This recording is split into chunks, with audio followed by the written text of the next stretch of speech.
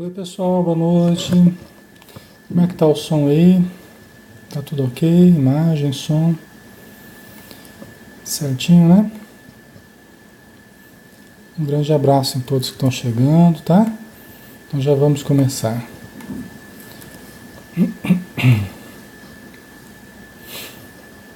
Boa noite, Helena, Cosmira, Leila, Jussara, José Morgado, Santos, Vanessa, Maria Helena, Elis, Silvânia, Demarice, um abração a todos que estão chegando. Sejam bem-vindos. Tá dando para ouvir, né, Jussara? Tá ok. Então vamos lá, né? Já estamos na hora. Oi, Sueli, boa noite. Vamos fazer nossa prece inicial, né? Para a gente então começar o estudo. Então vamos convidando a todos para nos acompanharem com seus pensamentos, com seus sentimentos. Vamos buscar um lugar dentro de nós mais elevado, ponto mais alto dentro de cada um de nós, onde nós possamos contactar com Deus, com Jesus, com os espíritos amigos, com as correntes superiores de pensamento, entrando em contato com energias saudáveis, harmoniosas, nos reabastecendo com os elementos de vida que nós necessitamos. Senhor Jesus, derrama sobre todos nós as tuas bênçãos. Esparge o teu amor nos nossos ambientes, o perfume da tua presença, suave e doce, para que nós possamos absorver da tua complacência, da tua misericórdia e encontrarmos a paz. Abençoa todos os lares, que o anjo bom da alegria, da saúde, do bem, possa estar presente em todos os lares, derramando os fluidos positivos da saúde e do equilíbrio. Abençoa, Senhor, o meu ambiente, os espíritos que me ajudam, aqueles ligados à casa espírita que frequentamos, que possam nos direcionar para o bom entendimento dos estudos da noite. E acima de tudo, Senhor, ajuda os irmãos necessitados do plano espiritual, que se acomodam junto a nós, para também beberem da fonte inesgotável de amor. Muito obrigado por tudo, Senhor. Que assim seja. Então vamos lá, né? Nós estamos, pessoal, no capítulo 36 do livro Entre a Terra e o Céu, né, de André Luiz, o autor, né, e o Chico Xavier, que é o médium que recebeu o livro, tá? Capítulo 36, Corações Renovados. Nós estamos na visita que a Antonina e o Mário Silva foram fazer à casa do Júlio, né? Tá? Já que o Mário Silva estava tão arrependido dos pensamentos que ele teve na última visita, né? Em que o Júlio morreu, né? Ele estava com a consciência tão culpada e desabafando ali perante a Antonina. Ela, uma mulher de fibra, uma mulher de iniciativa, uma mulher de pensamentos corretos, equilibrada, ela intuiu a vontade do Clarencio, né? E resolveu chamar o Mário Silva para fazer uma visita à casa então do Júlio, para consolar, se ele acha que ele prejudicou a família, né? Na verdade não foi ele que prejudicou, né? O menino iria morrer mesmo, mas se ele trazia isso dentro dele, justo que ele fosse então fazer um bem, que fosse consolar a família, que fosse dar as suas condolências, né? Prestar as suas condolências à família, né? E de fato foram, né, à casa de Júlio e estão ali conversando com o Amado, né? A Zulmira está acamada, não está bem, mas a Antonina e o Mário Silva estão conversando com o Amado, que se mostrou bastante afável, né? Se mostrou bastante afável, bastante predisposto a, a recebê-los, né, com carinho, tal, bastante aberto, né? Aí o Amaro, só para a gente terminar o retrospecto aqui, né? O Amaro falava que não era a primeira vez que ele atravessava uma aprovação dessa ordem, né? Porque o Júlio já havia morrido, né, algum tempo antes, com 4 anos de idade, aí ele voltou a renascer e agora morreu de novo com 1 ano de idade, né? Então ele falou que, ó, não é a primeira vez que eu passo por essa situação, né? É, e ele falou, ó, só faltou enlouquecer, ele achava que ele ia enlouquecer. Entretanto, ele se apegou à religião para não desabar, conforme ele fala aqui para o Mário Silva e para a Antonina, né? Aí a Antonina disse, sem dúvida, sem apoio espiritual, não avançaríamos um passo no terreno da verdadeira harmonia íntima. Que é verdade, né? Às vezes a gente vê as pessoas com tanta dificuldade, né, com tanto sofrimento, mas você vê também que boa parte dessa dificuldade é a ausência de princípios religiosos, é a ausência de elementos de fé. Porque a fé, ela sustenta mesmo, né? Os princípios religiosos, eles têm tido uma função extremamente importante na consolação de mães que perdem os filhos, né? O filho, né? De situações problemáticas que a gente atravessa, se não fossem os elementos ligados à fé, à religião, os nossos sofrimentos seriam muito maiores, porque eles não encontrariam consolação. Então a gente encontra consolação nas palavras de Jesus, né? Bem-aventurados os aflitos, os que choram, né? Serão consolados. Então, assim, todo o Evangelho é um cântico de consolação, não é? Só que as pessoas que fogem à religião, às vezes ficam muito críticas às religiões, né? Ao mesmo tempo elas se privam, talvez, do remédio que mais ajudaria, né? Que traria mais consolo, que traria às vezes um entendimento, no caso do Espiritismo traz um entendimento muito bom, né? Então isso que a Antonina está falando é a pura verdade, né? A morte do corpo nem sempre é o pior que nos possa acontecer. Quantas vezes os pais são constrangidos a acompanhar a morte moral dos filhos, no crime ou na viciação, que não conseguem interromper, né? Que quantas vezes os pais acompanham essa morte, né? Por isso que Jesus, numa das passagens mais belas, né, do Evangelho, Jesus fala assim, olha, não temei aquele que só pode matar o corpo. Não temei aquele que mata o corpo. Temei antes aquele que pode rebaixar a vossa alma e lançar-vos na jena, né, no fogo, no inferno, né? Vocês entendem? Né? Então é uma passagem muito bonita, porque olha o que Jesus fala, ele relativiza a questão do corpo, né? Ele relativiza a questão da vida, né? Não tenham tanto medo assim da pessoa que pode matar o corpo, porque a gente fica morrendo de medo, né? A gente se protege, constrói cercas e tal, né? Proteção variadas, com medo daquele que pode nos matar o corpo, né? Mas antes temei aquele que pode rebaixar a vossa alma. Como assim rebaixar a vossa alma? Aquele que pode nos induzir aos crimes, aquele que pode nos induzir a uma atitude leviana perante a vida, perante a nossa consciência, né?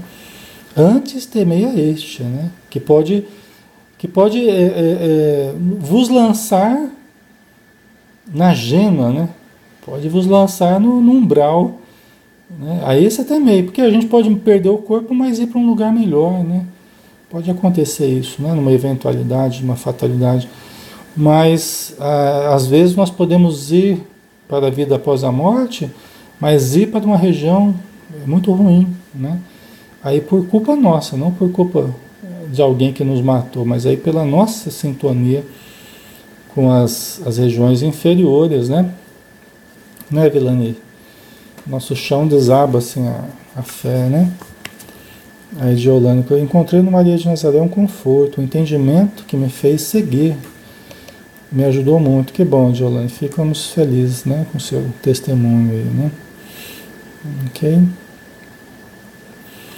Então, é, é o que ela está dizendo, né? Quantas vezes os pais acompanham a morte moral dos filhos, né? Quer dizer, a morte não é exatamente o mais difícil, né? Mas é ver que o outro está descendo, né? Ladeira abaixo na sua consciência, ladeira abaixo nas suas atitudes, né? Aí continuando, né? Também perdi um dos rebentos que Deus me confiou, mas procurei acomodar-me à saudade sem revolta, porque a sabedoria do Senhor não deve ser menosprezada. Né? Olha que importante o testemunho dela, né? Porque ela também perdeu uma criança, o filho dela chamado Marcos, né? Que era uma criança também, com poucos anos de idade, né? E ela se acomodou à saudade sem revolta. Né? Ela conseguiu, né, cultivar a saudade sem revolta. Por quê?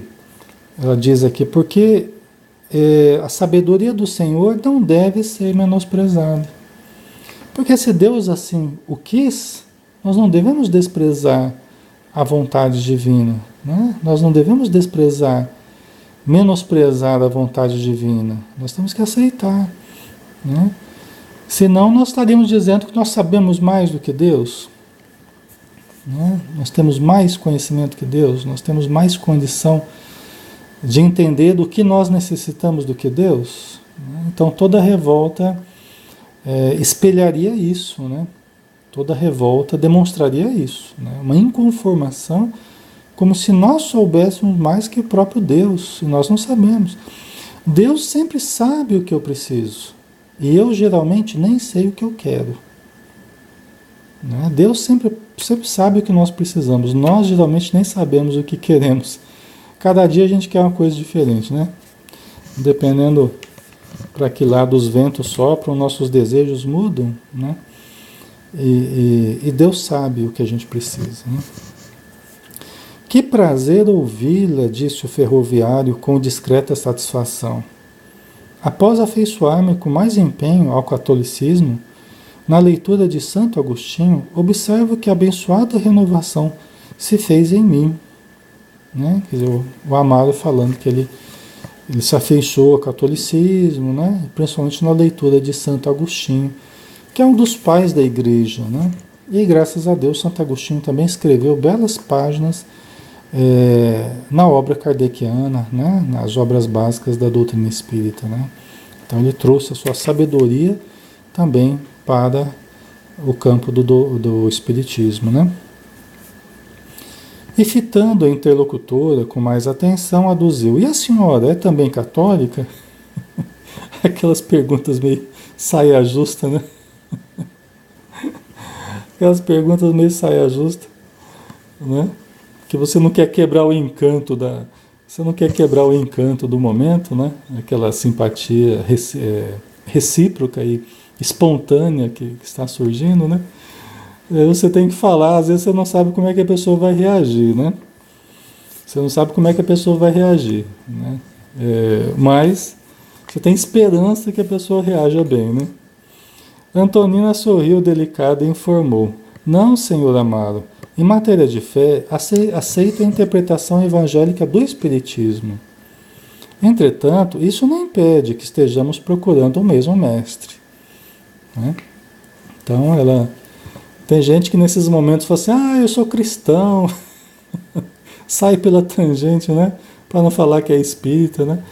Hoje em dia, até menos, né? Embora algumas famílias, algumas pessoas ainda cultivem bastante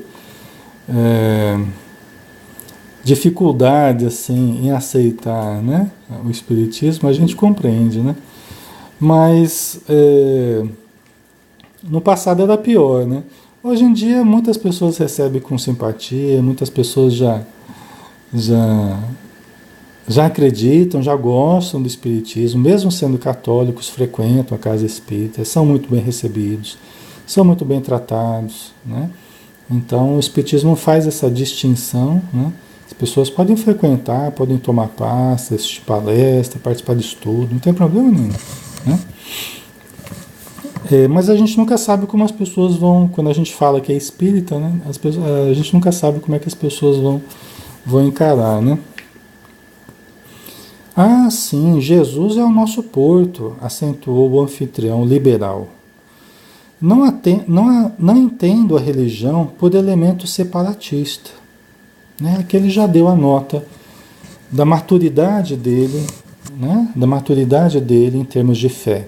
Ele já deu a nota que realmente Jesus é o nosso mestre, né? E nosso porto. E ele não entendia a religião como elemento separatista. E com muita razão, né? Nós também devemos entender a religião como um elemento de união, um elemento de concórdia, né? Uma coisa muito interessante é quando a gente sempre gostei muito assim de atividades assistenciais, né? De visitar as casas na periferia, aplicar passe e tal, né? E uma coisa que a gente observa é que na caridade a gente se encontra muito mais, né? Às vezes quando a gente está nos pontos teóricos, às vezes é um pouco mais complicado, né? Mas na caridade a gente se encontra muito mais, né? Então eu lembro de frequentemente cruzar com os vicentinos, né? Que é uma ramificação da igreja bastante ligada à assistência social, né? A promoção do ser humano e tal. É interessante como que sempre houve assim, uma simpatia muito, muito grande, né? Os grupos quando se encontravam, às vezes a gente visitava as mesmas casas, né? E nunca houve problema nenhum, né? Aliás, a gente nunca teve problema com outras religiões, né? Então, assim, tá certo o amado aqui, né? Em falar que Jesus é o nosso porto e a religião não é motivo de separação, não deveria ser, né? A senhora na condição de espírita e eu na posição de católico possuímos uma só linguagem na fé que nos identifica. Creio que a providência divina, como o sol, brilha para todos. Afinal de contas, Deus é o mesmo, né? Não existem vários deuses, né? Não existe. Deus sendo Deus mesmo, né? O Criador de tudo e de todos, não existe o Deus dos espíritas, o Deus dos católicos, ou o Deus dos evangélicos, não existe, né? Ou de qualquer outra religião, existe o Deus, o Criador, que a gente pode chamar de Deus ou pode chamar de qualquer outro nome, mas isso não muda a realidade da causa incausada, né? Da causa de tudo, né? Do Criador de tudo que existe, né? Então, o que nós fazemos às vezes é cada um olhar de um enfoque diferente, cada um olhar de um ângulo diferente, o mesmo Deus, né? Então isso às vezes acontece, né? Nós estamos lidando da mesma verdade, estamos falando da mesma verdade, só que às vezes de ângulos um pouquinho diferentes, mas estamos falando da mesma verdade, né? Ok? É muita alegria sentir-lhe a nobreza da alma, comentou Antonina, entusiástica. Na essência, desejamos ser cristãos sinceros, e a sua generosidade me permite entrever a beleza do Cristo nas vidas nobres, né? Quer dizer, a simpatia foi mútua, né? Se identificaram, né? Mal sabiam ambos que ambos já haviam vivido juntos, né? Desculpa, perdão. Não, aqui no caso não, me desculpa. Não, a Antonina não aqui. Pode até ter acontecido, mas não faz parte da história aqui. Tá? A Antonina não, aqui é outra parte da história. Tá? Eles estão se encontrando agora aqui. A princípio eles não tiveram contato um com o outro na época da Guerra do Paraguai, eles não tiveram contato não. Tá? Quem teve contato com ela foi justamente o Mário Silva, tá? Que era o Esteves na época, né? Amaro não conseguiu responder. Um táxi parou à porta e de imediato o médico da família entrou para a inspeção. Depois das saudações usuais, passou ao quarto da enferma porque o dono da casa se propusesse e porque o dono da casa se propusesse segui-lo, recomendou-lhe permanecesse na sala com as visitas, de vez que tencionava submeter a doente a meticuloso exame, pretendendo ouvi-la a sós. Evelina veio ter conosco e, acompanhando o facultativo com o nosso olhar, vimos-lo carinhosamente recebido por Clarencio e Odila, que se nos mostraram à porta. Né? Quer dizer, o médico chegou e foi olhar a Zulmira, que estava precisando de ajuda, né? Enquanto o pessoal ficou na sala conversando ali. Né? A conversação passou a desdobrar-se em torno de Zulmira. O chefe da família, preocupado, discorria sobre a esposa acamada, encarecendo a delicadeza da situação. Zulmira, que adoecera com a enfermidade do filhinho, desde a morte dele, não mais se alimentara. Fica difícil, né? Que a pessoa vai se enfraquecendo. E aí, se enfraquecendo, aqui não é o caso, não vai falar nada a respeito disso, mas muitas vezes nós vamos nos enfraquecendo fisicamente, ela está frágil moralmente, né? Porque ela se sente castigada por Deus, né? Por ter querido a morte do Júlio, quando ele, na outra encarnação dele, né? Ainda nessa família, quando ele morreu afogado, e agora ela se sentia cobrada por Deus. Então ela estava moralmente abatida, né? Fisicamente abatida, num quadro realmente preocupante, né? Ok.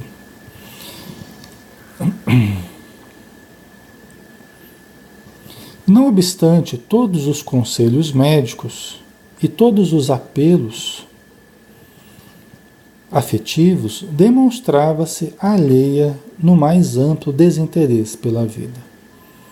Isso é que é o mais importante, né? Que ela está desinteressada pela vida. Né? E quando a gente está desinteressado pela vida, o que acontece? Nós retraímos a força do desejo, nós encolhemos a vontade, e é um atributo do espírito, do ser pensante, né? Independente da matéria, né? Do espírito, da mente, do sentimento, né? Que são atributos do espírito, né? Mas quando nós recolhemos a força do nosso desejo, o que acontece? Nós mandamos menos energia para o corpo. Né? Então ela não tem vontade, não tem energia física. Por quê? Porque mentalmente, emocionalmente ela está retraída. Ela não se sente merecedora de viver, né? Ela está se sentindo uma pessoa má, está se sentindo uma pessoa castigada pela vida, né? Que não merece ser feliz. Então ela retrai a força do desejo, né? E aí ela não tem energia para levantar, nem para comer, nem para tomar banho, né? Aí entra num quadro depressivo, tá? Toda depressão, de certo modo, representa isso, né? É a retração do nosso desejo, tá? Em linhas gerais, né? A se refletir em vários sintomas, né? A se refletir no corpo, a se refletir na baixa da imunidade, né? No autodescuido físico, higiene, né? Perde a vontade de fazer as coisas que precisa fazer, tá? Tem um componente genético? Sim, tem uma influência genética, tem uma certa predisposição maior ou menor para a vivência da depressão? Tem, né? Tem uma questão hormonal? Tem, né? Que pode ser também ligada à questão genética, né? Tem fatores endógenos, ou seja, biológicos mesmo, né? Mas geralmente o que você tem é uma questão moral, uma questão conflitos, né? Situações traumáticas vividas. O que você tem é uma questão moral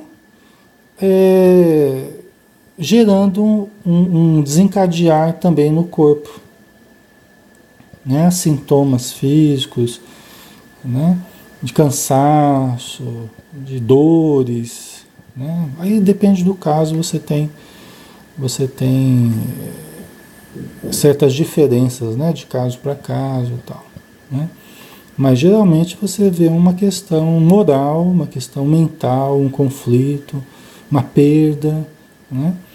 E aí gerando consequências também materiais, tá?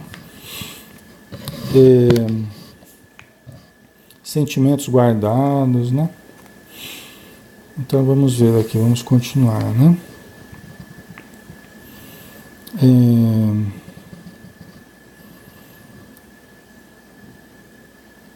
Enfraquecia de modo alarmante, como se quisesse dar notícias de seu círculo particular ao atento enfermeiro.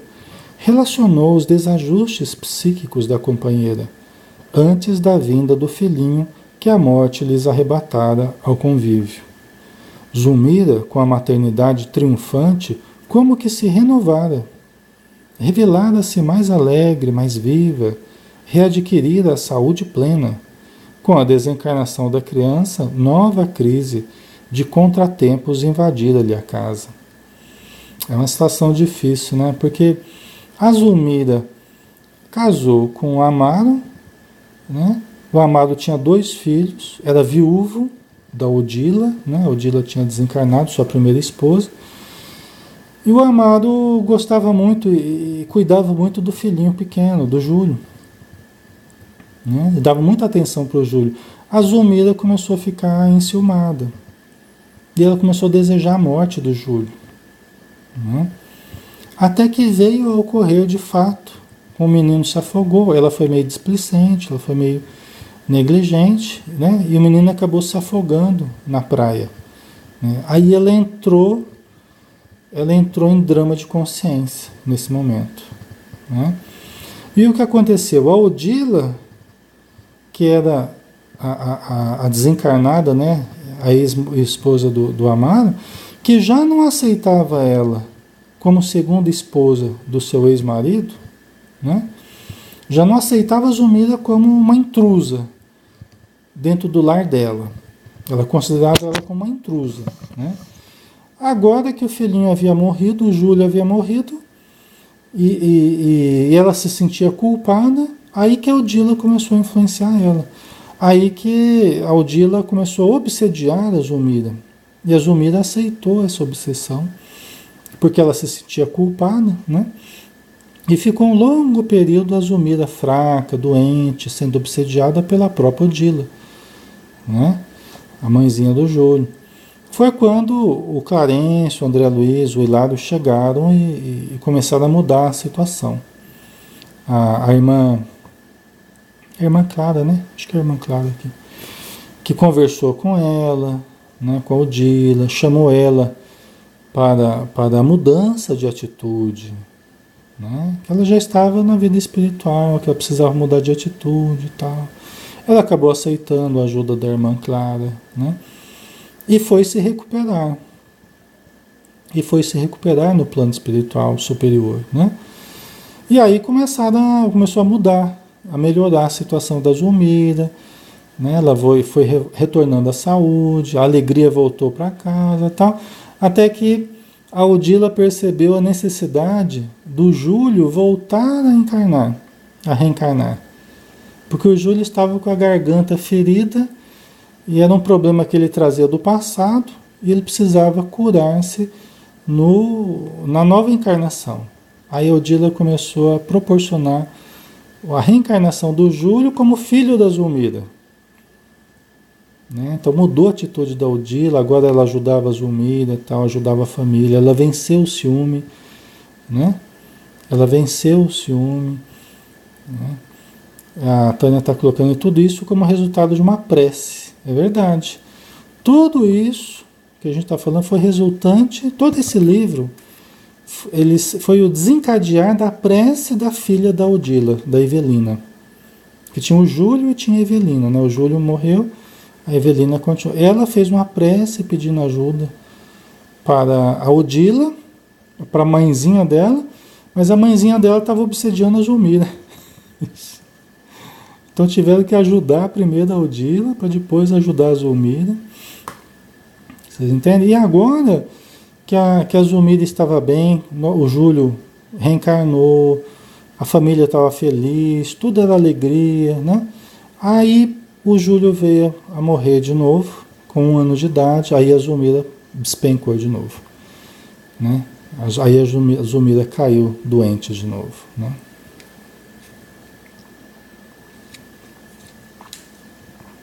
Porque era uma prova que o Júlio precisava passar. E a Zulmira também precisava passar. Porque era resultado de um suicídio que ele cometeu, né?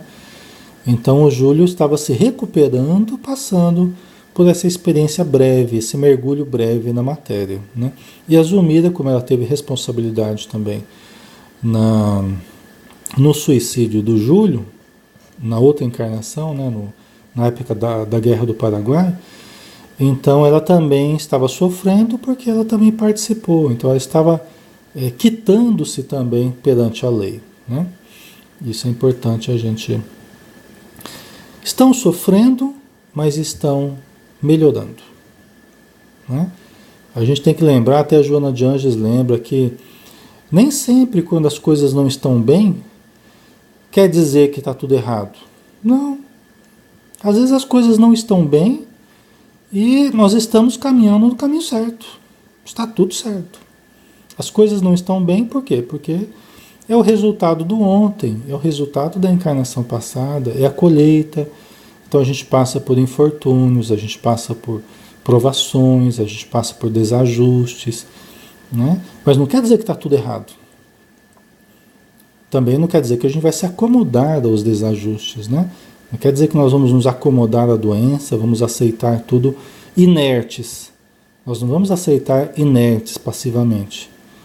Nós vamos aceitar o que estamos passando, procurando melhorar, procurando se curar, procurando ajustar, né?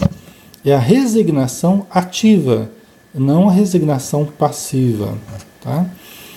Até a Joana de Ângeles fala, né, que sempre quando a gente estiver passando por uma situação assim, uma provação, né, uma doença, nós temos que aceitar, mas ativamente, né, de forma ativa, não passiva. Porque senão ela fala assim, pode se configurar uma atitude masoquista, né, de você gostar de sofrer. Ninguém gosta de sofrer. E nem deve gostar de sofrer.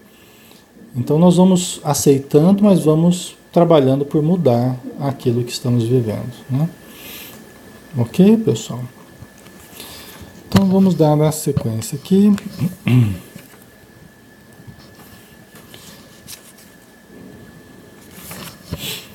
A moléstia asilara-se ali de novo, entre as quatro paredes.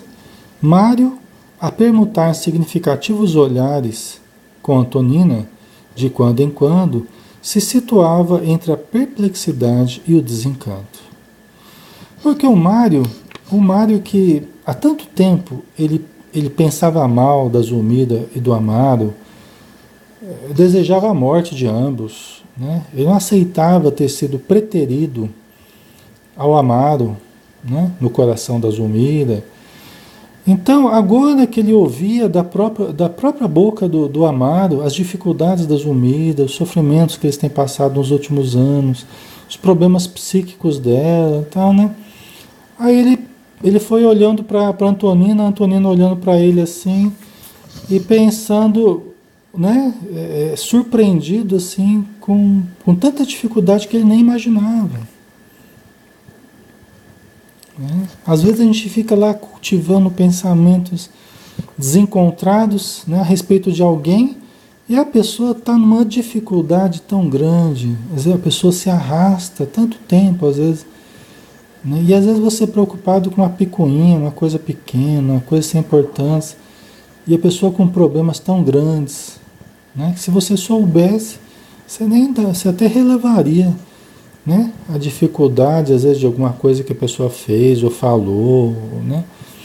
Então, nosso problema é que nós não conhecemos a intimidade uns dos outros, né? E quanto mais a gente vem a se conhecer, a gente começa a entender mais os problemas alheios, né? Porque a gente convive muito assim com as máscaras das pessoas, né? Eu com a minha máscara, aquilo que eu mostro para a sociedade, né, ou dentro da casa espírita, tal. Mas as pessoas não têm acesso à nossa intimidade, né, às nossas dificuldades, tal. E às vezes a gente também não tem acesso às dificuldades dos outros, né? Então a gente fica lá, né, as máscaras ficam se machucando ali. Mas isso porque muitas vezes falta esse diálogo mais profundo, falta essa percepção das dificuldades alheias, né? E a gente vê bem claramente aqui com o Mário Silva diante da Zulmira, né? Ele nem imaginava que ela estava passando tanta dificuldade assim, né? Então ele está até meio frustrado aqui, né? Ele se situava entre a perplexidade e o desencanto, né?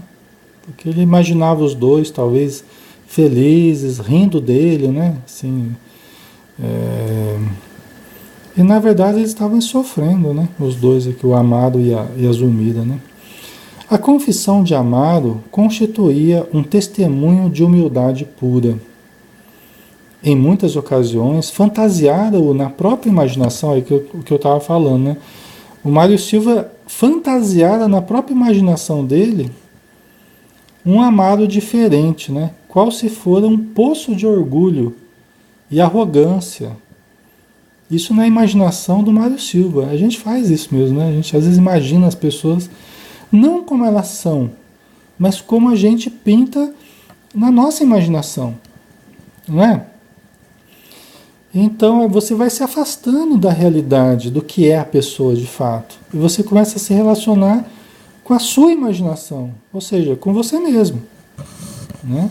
Porque aquela pessoa que você cria na sua mente não é a pessoa real, é a pessoa que você está fantasiando. Isso a gente faz, o interessante, tanto para o lado negativo quanto para o lado positivo, né? Positivo entre aspas. Você faz isso às vezes imaginando a pessoa terrível, arrogante, orgulhosa, né? Você fica imaginando que a pessoa é assim. Ou você fica idealizando uma paixão, né? Que a pessoa é o príncipe encantado, que vai chegar no cavalo branco e vai nos salvar, né? Uma princesa, né? Ambas as situações perigosas e irreais, né? Essa da inimizade e essa da paixão desenfreada, né? Por quê? Porque você vai se afastando da pessoa real para se relacionar com a sua própria imaginação, né? E aí quantas vezes você se choca com a realidade, porque aí você percebe que a realidade ela não é compatível com o que você imaginou. É quando você fala assim, mas eu pensei que você fosse assim, pensei que você fosse assado, pensei que você fosse... Você pensou e criou isso na sua mente, né? E depois, quando entra em contato com a realidade, é uma frustração, né? Isso acontece muito, não é, pessoal? Certo? Tá ficando claro? Tá fazendo sentido para vocês? Ou não é nada disso? A Ana Sintra, ou idolatria, ou idolatra, né? É isso mesmo. Na idolatria também é assim, né? Você falou a pessoa idolatra, também é assim, né? Se a gente cria ídolos de barro, logo se quebram, né? Ah, mas eu achei que você era um santo. Não, nunca fui santo e vou demorar muito tempo para um dia vir a ser, né? Todos nós seremos anjos, como diz a música, né? Mas estamos longe ainda dessa realidade, né? Nós estamos longe dessa situação assim sobre-humana, né? Se nós formos pelo menos humanos, já estará de bom tamanho, né? Que é a Ana Sintra, criamos expectativas, né? É verdade. Só que é interessante a gente não nutrir isso, né? Nas pessoas, né? Interessante a gente não nutrir isso. Porque todos nós somos falhos, né? E é importante que as pessoas saibam disso, né? E a gente fuja dessa idolatria, porque cedo ou tarde as pessoas vão se dizer decepcionadas. Porque nós não conseguimos sustentar, né? Nós não conseguimos sustentar uma perfeição que estamos longe de ter, né? E às vezes as pessoas vão criando essa imagem, né? Então nós precisamos... nós não nutrimos esse pensamento, né? Então vamos continuar aqui, temos mais uns minutinhos, né? Agora, deixa eu acabar de ler aqui. Em muitas ocasiões, fantasiaram na própria imaginação qual se for um poço de orgulho e arrogância, e por muitas vezes surpreendera-se em acalorados solilóquios, rixando com ele em pensamento. Tá vendo? É aquela situação. Oi, Gerlando, boa noite. É aquela situação que você fica imaginando a pessoa, construindo a pessoa do jeito que você acha que a pessoa é, e você fica discutindo ainda com a pessoa, né? Quer dizer, você cria uma imagem negativa e ainda fica discutindo mentalmente com a pessoa, né? Ou seja, é um desastre total, né? Então o Mário Silva, ele percebeu que ele ficou muito tempo fazendo isso, né? E agora reparava que o antagonista era um homem comum, tanto quanto ele, necessitado de paz e compreensão. Tá vendo? O desencanto dele, né? Porque ele tanto tempo ele rixou, né? Ele se engalfinhou ali mentalmente com o amado, e agora ele via que o amado era uma pessoa comum, era um homem comum, né? Tão necessitado quanto ele, né? De paz e compreensão. O entendimento prosseguia mais afetuoso quando o clínico tornou a sala, o médico, né, que estava olhando a Zulmira e tal, ele voltou para a sala, de semblante torturado, dirigiu-se ao ferroviário notificando: Amaro, a providência é quase impossível quando a previdência não funciona. Ixi, o médico já chegando, né? Então diz que a providência é quase impossível quando a previdência não funciona. A posição de Zulmira piorou muitíssimo nas últimas horas. O soro aplicado desde ontem não trouxe o resultado preciso. O abatimento é enorme. Creio indispensável uma transfusão de sangue ainda esta noite, para que não sejamos amanhã surpreendidos por obstáculos insuperáveis, que ela estava muito fraca. E nem o soro que colocaram resolveu, né? Então aí o médico está pedindo uma transfusão de sangue para ver se ela reage, né? Amaro empalideceu. Antonina voltou-se em silêncio para a Silva, como a dizer-lhe de coração para coração: não hesite, é a sua hora de ajudar, aproveite a oportunidade. Mário, acompanhado, levantou-se maquinalmente e, antes que Amaro fizesse qualquer referência ao assunto, apresentou-se ao médico explicando: Doutor, se a minha cooperação for aceita, sentirei prazer nisso. Sou doador de sangue no hospital em que trabalho. Um telefonema seu ao pediatra amigo, a quem o senhor recorreu no caso de Júlio, pode confirmar as minhas palavras. Você vê o Mário aqui diante da situação, ele já se dispôs a ajudar, né? Lógico que com o estímulo da Antonina, né? A Antonina, essa pessoa bem intuída, né? Bastou um olhar dela e ele percebeu a importância de ajudar. E erguendo os olhos para o ex-rival, disse em voz quase suplicante: Amado, permita-me. Quero auxiliar a doente de algum modo. Afinal de contas, somos todos agora bons irmãos. O chefe da casa, comovido, abraçou reconhecidamente. Obrigado, Silva. Nada mais conseguiu dizer. De olhos angustiados, dirigiu-se para o aposento da mulher, envolvendo-a em manifestações de carinho.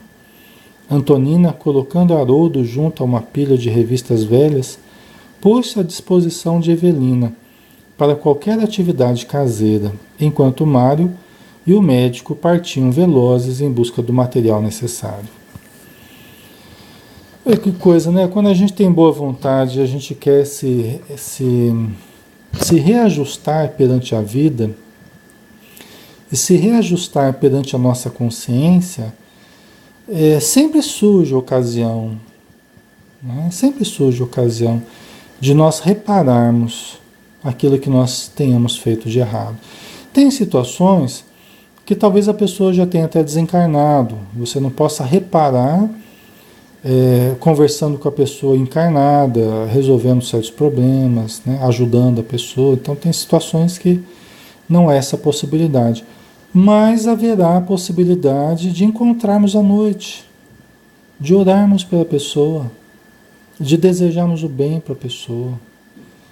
E a vida nos fará avançar se nós tivermos boa vontade para nos reconstruirmos, né? Por isso que não devemos ficar cultivando a culpa, ficarmos nos autodestruindo, não tem mais jeito, não tem, eu já prejudiquei, eu já fiz o mal. Não adianta a gente permanecer nessa atitude, pessoal. Nós temos que trabalhar, arregaçar as mangas e fazer a nossa parte no que for possível, né? Sempre é possível fazer alguma coisa, né? E aqui o Mário Silva ele já está se dispondo a ajudar. Transcorrida 1 hora, a câmara da enferma se iluminava mais intensamente para o serviço a fazer. Zulmira, admirada, reconheceu Mário.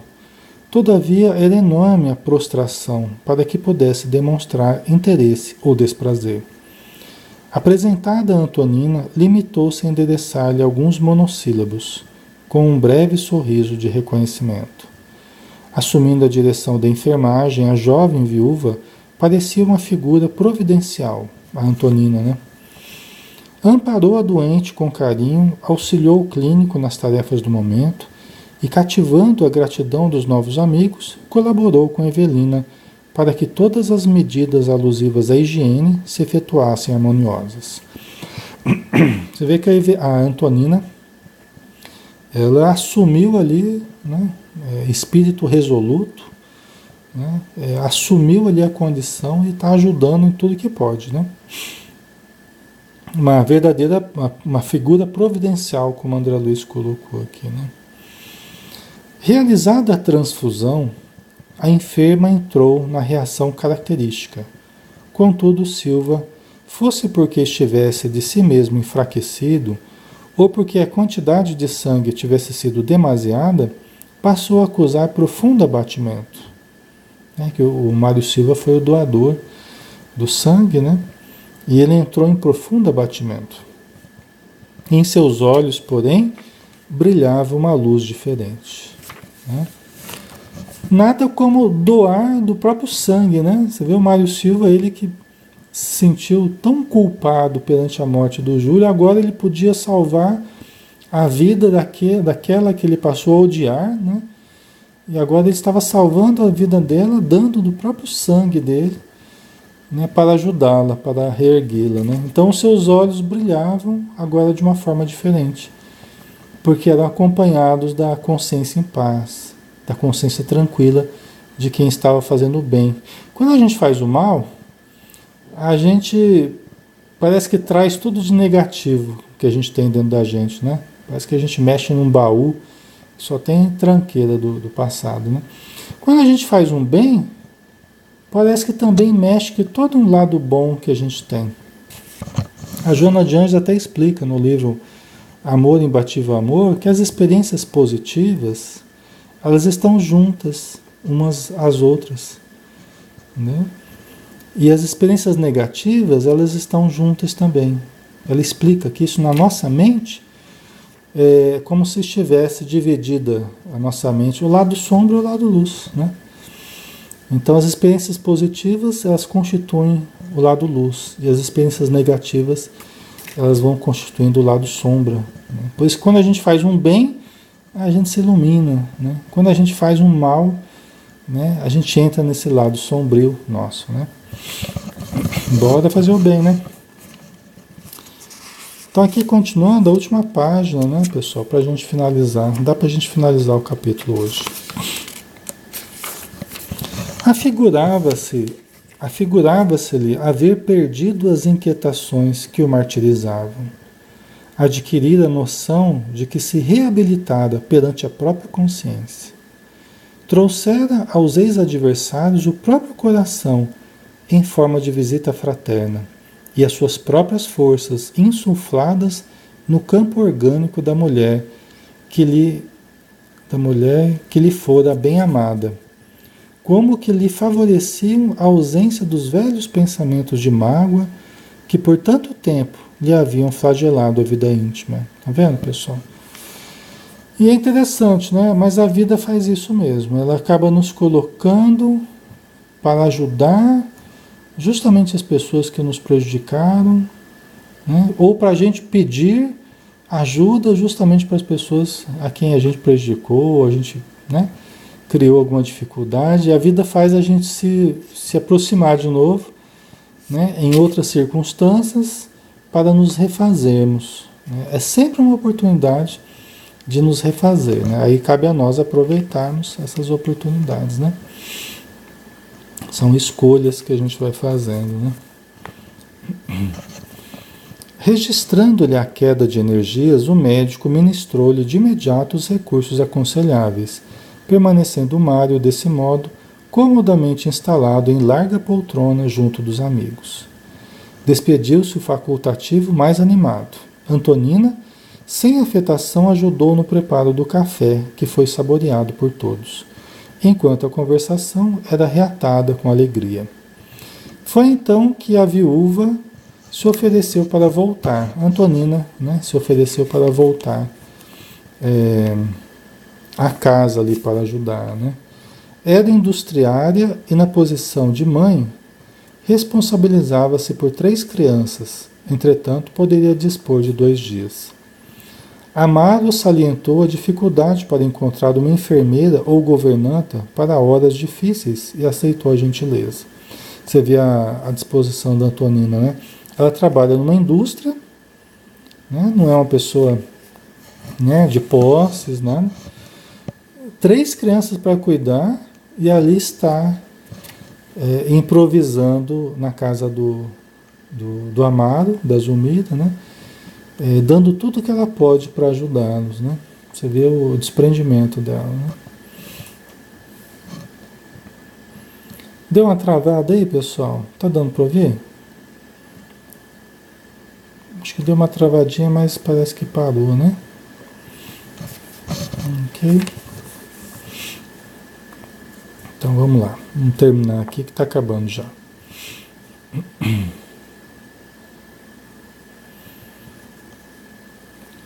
Aí o Amaro aceitou, né, a ajuda da Antonina, porque era difícil achar uma governanta, uma enfermeira e tal. Antonina, contente, prometeu regressar, trazendo Lisbela, a sua filhinha, né, na manhã seguinte. Estava convencida de que a menina conseguiria entreter Zulmira. Você vê, ela pensou em tudo, né? Queria trazer a filha menor para ajudar a entreter para ajudar a entreter a Zulmira, né? A filhinha Lisbela, né? E aí, realmente, a criança pequena, ela ajuda muito, né? Porque a alegria e a espontaneidade acabam ajudando, né? Então, a menina conseguiria entreter Zulmira com as suas infantilidades, mitigando-lhe o coração saudoso de mãe. Evelina abraçou-a encantada, simpatizara-se com Antonina como se fossem 2 irmãs. Algo reanimado e positivamente feliz, Mário dispôs-se à retirada e um táxi foi trazido. Num ambiente de construtiva cordialidade, desenvolveu-se a reconfortante despedida. E Silva, fitando a companheira de excursão com reconhecimento e carinho, sentiu-se reconciliado consigo mesmo, irradiando a alegria silenciosa de quem retorna à felicidade. Vê que bonito, né? E vejam que em tão pouco tempo você pode descer ao inferno da consciência culpada e você pode subir ao céu da consciência tranquila, né? Em tão poucas horas a gente vê o Mário Silva saindo de uma situação terrível, um drama terrível que ele entrou, mas pela simples boa vontade. Porque a Antonina, sim, ela foi importante, porque ela orientou o Mário Silva, chamou ele para ir para a casa da Zulmira, e vamos lá, que vai dar certo, vai ser bom, a gente precisa ajudar. Ela foi fundamental, né? Mas a boa vontade do Mário Silva em aceitar isso. Ele podia falar, não, eu não quero ir, não, porque não, né? Às vezes a pessoa, não, porque não vou, eu tenho vergonha, tal. ele aceitou ajudar, né? E aí a gente vê ele sair totalmente daquela condição de crise que ele tinha entrado, né? Então a gente vê a importância da gente olhar para frente, né? Não importa se erramos ontem, erramos hoje, amanhã, novo dia, vamos erguer a cabeça, bola para frente, confiança, fé, né? Vamos dar o nosso melhor e a vida vai nos ajudando a reconstruir o que a gente destruiu, ok? Pessoal, já estamos na hora, vamos finalizar, né? Semana que vem a gente continua com um novo capítulo, tá bom? Nossa história está caminhando já para o desfecho, né? Está ficando mais positiva já, as famílias já estão se harmonizando aí melhor, né? Então agora no final vai ser só alegria, se Deus quiser. Então vamos agradecer a Jesus, né? Por mais essa oportunidade de estudos e por lermos tão altos conceitos, tão elevados conceitos que André Luiz nos trouxe como repórter da vida espiritual, nos trazendo a oportunidade de analisarmos o nosso proceder aqui na Terra e podermos eliminar antigas arestas que todos nós trazemos como lembranças do passado que precisam ser reformuladas. Então auxilia-nos, Senhor, para que em contato com os nossos irmãos na matéria possamos agir dessa mesma forma, com otimismo, com fé, com caridade, com compreensão, com tolerância, para que a nossa vida seja mais feliz, seja mais harmônica, mais saudável. E que os bons espíritos nos intuam sempre para o bem, para que as nossas ações realmente reflitam tudo o que nós estamos estudando. Obrigado por tudo e que assim seja. Obrigado, pessoal, pela presença, tá? Pelo carinho de todos. Fiquem com Deus, né? Até a próxima. Um abração.